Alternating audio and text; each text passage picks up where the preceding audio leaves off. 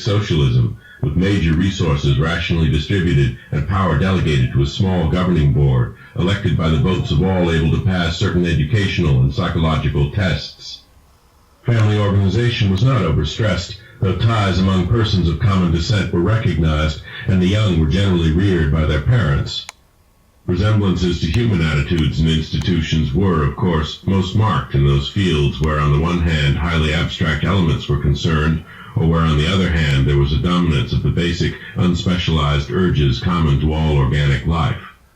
A few added likenesses came through conscious adoption as the great race probed the future and copied what it liked.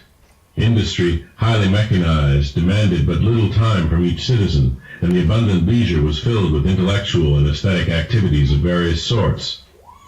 The sciences were carried to an unbelievable height of development, and art was a vital part of life, though at the period of my dreams it had passed its crest and meridian.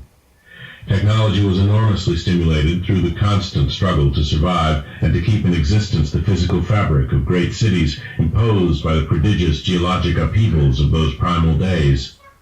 Crime was surprisingly scant and was dealt with through highly efficient policing. Punishments ranged from privilege deprivation and imprisonment to death or major emotion wrenching, and were never administered without a careful study of the criminal's motivations. Warfare, largely civil for the last few millennia, though sometimes waged against reptilian or octopodic invaders, or against the winged star-headed old ones who centered in the Antarctic, was infrequent though infinitely devastating.